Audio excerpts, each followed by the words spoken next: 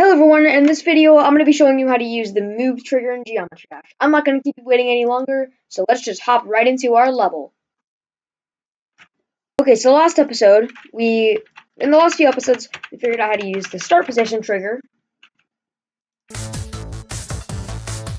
and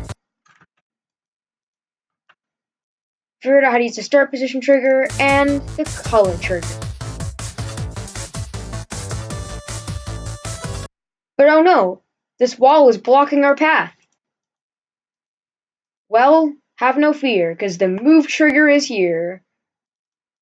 The move trigger. It helps us move the wall out of the way. So, how can we use this move trigger properly? So, I'm going to teach you guys about a little something called group IDs. So, if you highlight an object, or objects in this case, and press edit group, you can assign it a group ID. And you can also press next free. This is a really helpful button. Wait, I'm already using group ID 1? But press edit group, I can assign it a group ID. Next free will show you the next group ID that's not used in chronological order. Then you would just press add to assign it. Now all of this has a group ID of 1. Now if we go into the move trigger by pressing edit, that's not edit, clicking it, and then pressing edit object, look at this, we have all of this. Now all of this may seem confusing at first. Trust me, it is very confusing. But first, let's just look at this little target group ID. We want this ID right here. Did I just set that to -1? I'm going to ignore that. We want that target group ID to be the same as this group ID. So we're going to set that to 1, because this is the wall that we're trying to move up, and this has a group ID of 1. We're going to say how far we want to move it. So to any little Timmies out there who don't know how coordinates work, when we're talking about move X, we're talking about moving horizontally. And when we're talking about Y, we're talking about moving vertically. And in this case, we want to move this wall upwards so we can go through it. So there's a ton of these settings over here, and I'll show how you can use these later in the video. But first, we're just going to go to the Move Y option right over here. So you can set this to whatever you want, but just know that if I set this to 10, then it's going to move up 1 grid space. Every 10 units in that move trigger is 1 grid space. So that's how that works. And then we have move time. This is how long we want it to take. Now let's say we want it to take half a second. At this rate, it won't be all the way up by the time we pass it. But we still might be able to make it through. Yeah, we're still able to make it through. But if you really want it to move all the way up by the time you get there, make sure that this line is aligned with whatever you want to move. That way you know that it's done by the time you get there. Now it's done by the time you get there.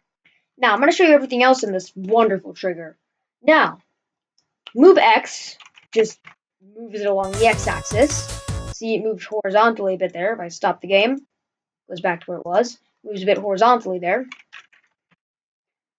Now, easings. Easings are so awesome. I recommend using easings when your movements are on the screen to make them more predictable. Like, let's say we wanted a bounce out.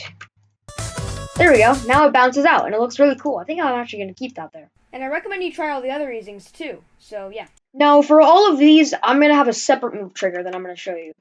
So we're going to place down another move trigger. And we're going to set this one to group ID 2 now, because we're moving a different object. For this one, I'm going to show you lock X and lock Y and what these do. So we're only worrying about this upper row of buttons here, not the bottom ones. These are like its own entire thing. So let's just assign group ID 2 to like a piece of glow. And let's say we want this glow to follow the player as it moves along. So what we're going to do, if we only wanted it to move along the X-axis, then we'd say locked player X. Oh, that's the start position. And look at it. It follows along the X, but only for the amount of time, and only along the X. Now, if we want it to last forever, we could just type -1 into here, or you could just type like a 23-digit number or something. And yeah. But as you can see, it's only following the X. So what we're going to do is we are going to tick lock Y. Now it'll also follow us on the Y-axis. as you can see. Now, lock to camera X will make it lock to the camera X, and lock camera Y will make it lock to the camera Y. So now it'll just follow the camera wherever it goes.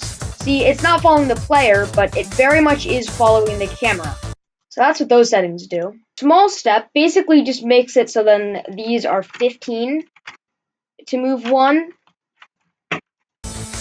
instead of, oh, I didn't set the group ID. So it's 15 to move one grid space instead of 20, or instead of 10. And dynamic mode basically just makes it so if it's following another thing using move target, it can also follow it actually. And I already went over easings. So direction mode moves the group in the direction of another group, and target mode moves the group to the position of another group. So that's basically how that works. I honestly don't know what silent does. There's always some things. I have never known what this does. I check it and it doesn't seem to do anything. But maybe there's something that it does that I just don't know. And another example is with easings. Now let's say we wanted all of these to kind of move in one by one. So we'll just have this, this, and this. So we're going to set all of these to a different group ID. So this will be 2, middle one will be 3, this one will be 4. Now we're going to move 2. Now, if you're moving an object like this, just pick whatever easing works for you. I'm going to do sine in out on the first one, exponential out on the second one, and on the third one, I'll do elastic out. I actually don't know what that one does. We're going to see. Oh, wait, I need to move these under. 1, 2, 3, 4, 5. 5. 1, 2, 3, 4. Okay, that works. Now I'm going to set all of these to 50 since I moved them 5 grid spaces under and I'm not using small step.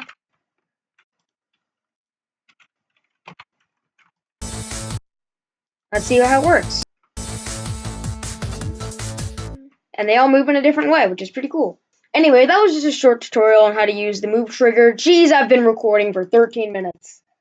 Anyway, I guess I'll just see you in the next video where I talk about the stop trigger. Anyway, see ya.